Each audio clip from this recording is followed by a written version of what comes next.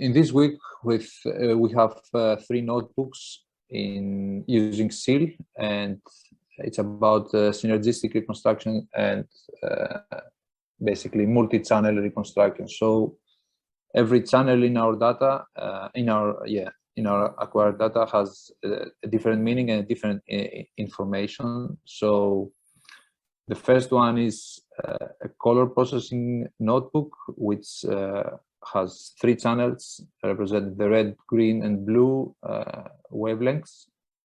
Then we have the dynamicity. In this notebook, we have acquired data with 17 time frames, like 17 sinograms. And the last one is the hyperspectral CD reconstruction, which is a 4-dimensional scan of a lizard head.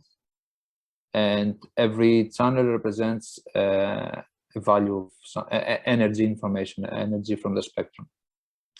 And there is a final notebook with SIRF and CIL, where it takes 2 modalities, T1 and T2 MR images, and try to compute the joint TV with alternating, like Chris mentioned, the group coordinate descent. So I will start here. I will do a live representation of this notebook, which basically is the easiest one. So here we have 3 channels, the red, green, and blue, and we're trying to do color denoising and color in-painting. So in an RGB, in a color image, we have these RGB channels. The color image is this double rainbow with some grass and river. And as you can see here, it's the red, green, and blue channels.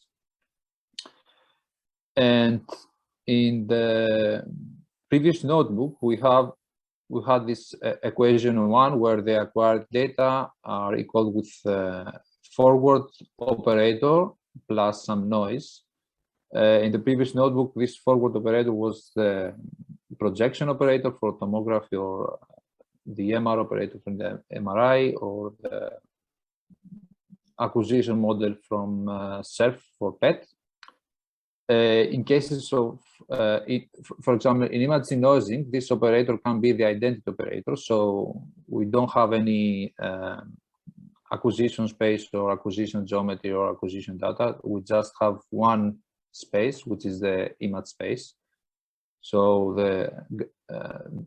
the input noise is the ground truth is the right image, and we add some simulated image here, noise, and we try to denoise that.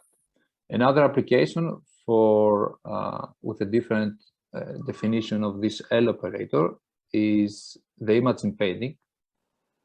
So in that case, we have some missing pixel information in our image.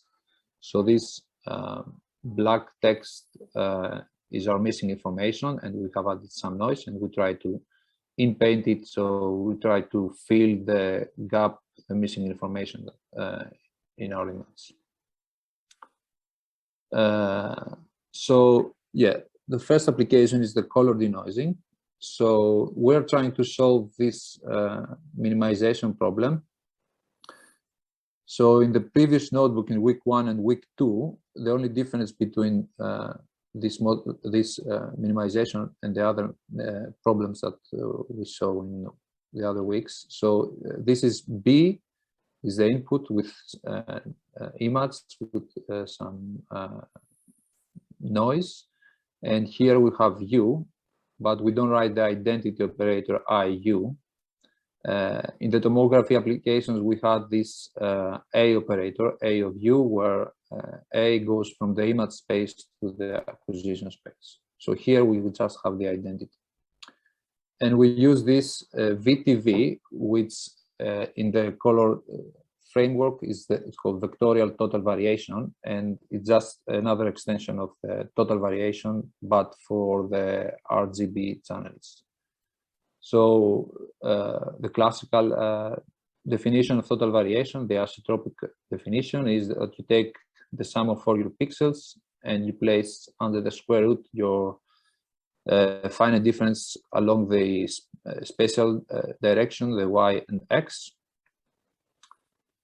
And then UK is the number, represents the number of channels.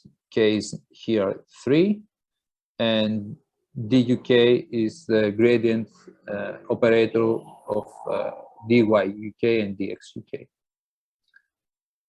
So this is one way to extend total variation to the color setup.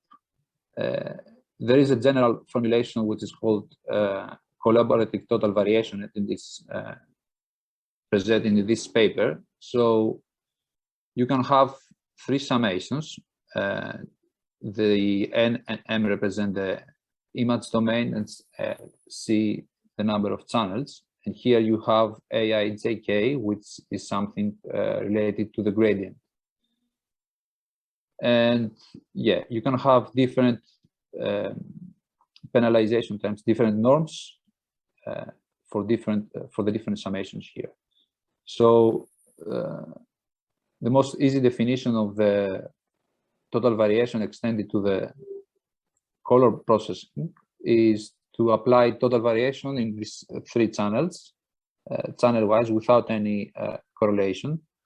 So you just take the sum, and you apply the TV for the total variation for every channel. So at the end, you have the sum of TV UK, where K is R, G, and B channels. So this is actually the L2,1,1 norm, which tells you I will apply the L2 norm for the derivatives, then I will apply the L1 norm for the pixels, and at the end I will sum with the L1 norm over the channels. So of course here, can you see this? Probably you can. Yep, we can. Yeah. So this is the L21 norm. So the integral of omega is just the summation over the pixel values. You can have this is the anisotropic variant.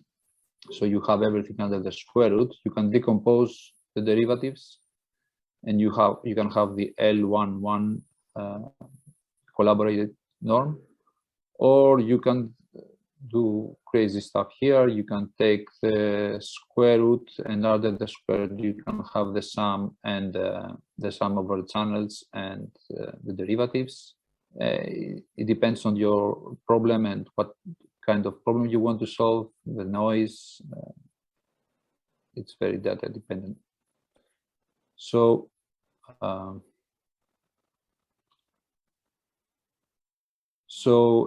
the denoising, for the color denoising, we have this rainbow image, and we have the ground truth, the noisy data, and then we have the red. As you can see in the red, you see more red along the rainbow, and in green you see high intensities around the trees, and blue on the sky and the river. So these are the 3 channels, and we solve this problem by the total variation class that we have in CIL.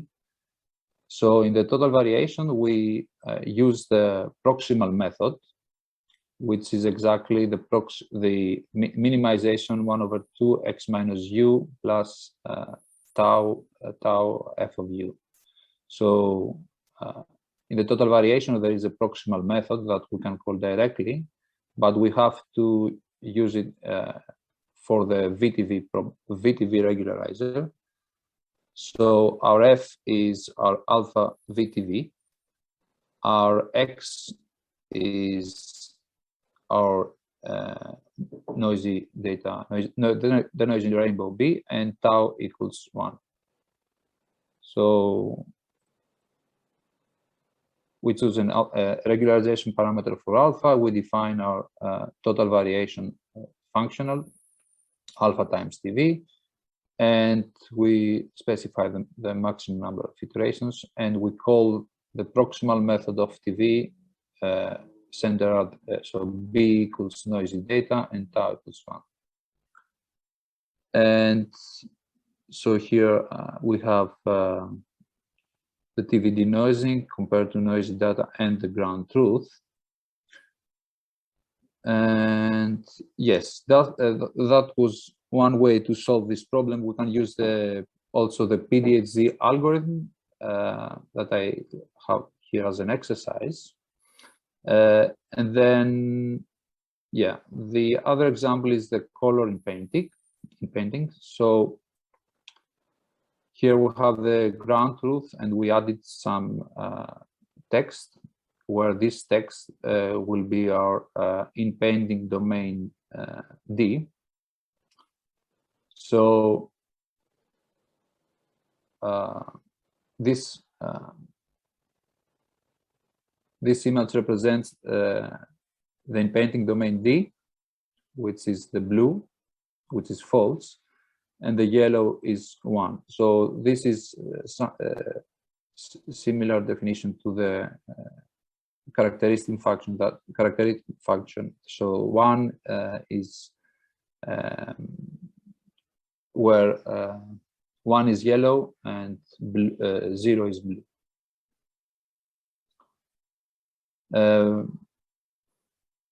So here we use we don't use the Gaussian. We do not add the Gaussian noise. We use another noise, a salt and pepper noise. And here is input data. So we have missing information using these sentences, and we add some salt and pepper noise. So for this example, we compare the total variation and the total generalized variation, which is an extension of TV.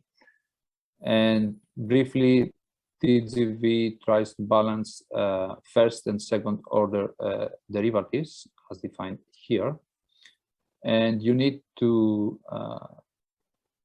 do something here in order to express your minimization problem, the TGV L1, and express it in the general form of PDHZ. We have more details on the PDHZ notebook in week 2.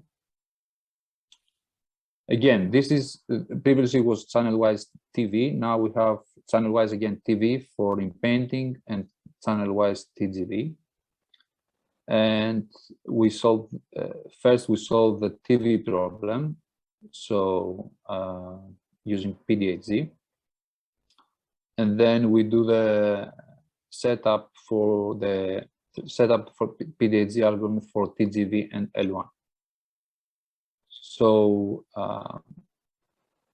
the idea of PDHZ is to, in order to set it up and run it using CIL, you have to find this expression. So this F, this K, and this G. So F and G are functions, and K is an operator. So if we define K as this matrix where its position here is an operator, then and F is a sum of 3 functions that's separable. So F1, Y1, F2, Y2, F3, Y3. And if we define the Fi's like that, with this is the L1 norm, so representing the fidelity term, F2 and F3 are trying to form the TGV minimization problem. So if you have this Fk of U plus G, you can derive the section of the L1 problem. And yes, you have this for your TGV problem at the end. Oh, okay, it's still okay. Something wrong. So here at the end of this cell, I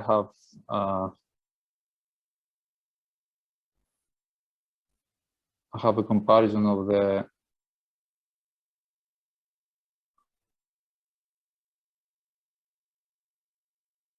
of the TV in painting and TGV in painting, but okay, yeah.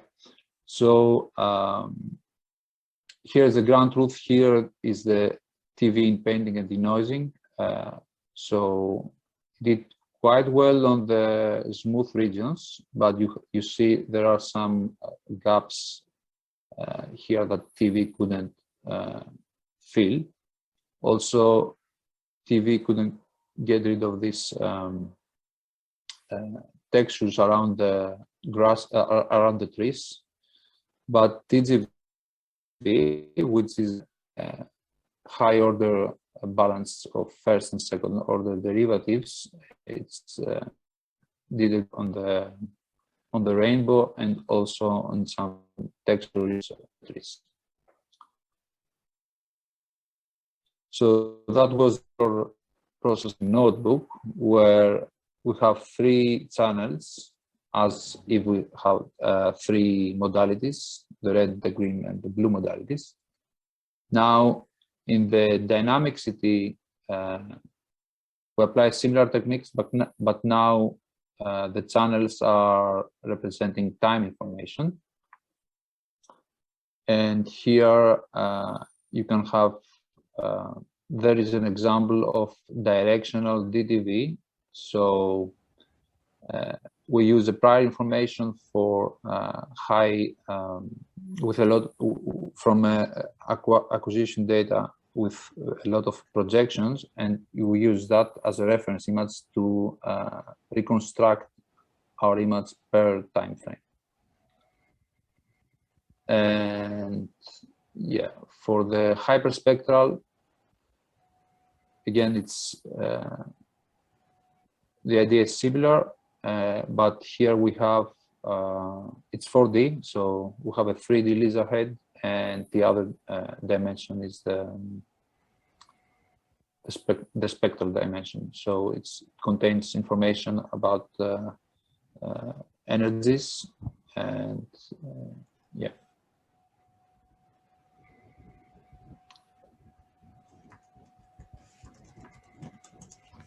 Yes.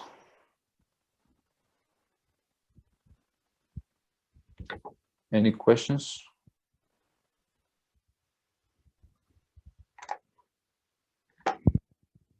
Thanks, Evangelis. I guess, as usual, the questions will come once people try it all out.